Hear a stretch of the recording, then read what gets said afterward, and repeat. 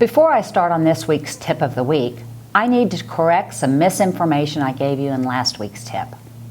I said that under the new MLS rules effective May 1, the coming soon was limited to 14 days, except during the pandemic when it is 30 days.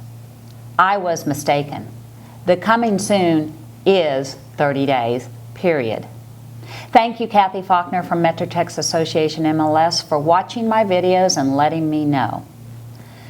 A coming soon listing can be for as long as 30 days. Now, I want to share a question, the basis of which I seem to be getting more and more of in this market of multiple offers.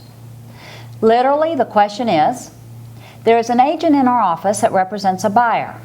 The buyer wants to buy a property listed for $400,000, but the buyer is willing to pay $5,000 more than the list price. The buyer wants to structure the transaction where he would not be required to pay any more than the appraisal plus that $5,000. And the buyer is getting a 97% loan. How does the buyer structure this? The answer is actually pretty simple. The purchase price the buyer offers is the $405,000. The loan contingency amount, though, is $388,000, which is 97% of $400,000, not $405,000.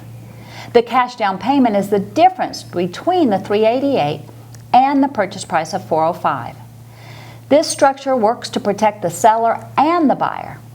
The seller by making sure the buyer is bound to pay the higher amount no matter the appraisal because the loan amount is based on the lower value. And the buyer by making sure the appraisal does not go below the point where buyer is willing to go because he can't get the loan.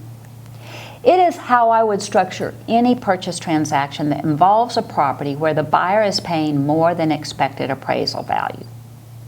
I hope this makes sense. In the meantime, I'm wishing all of you continued health and please stay safe. Allegiance Title is your trusted resource for results.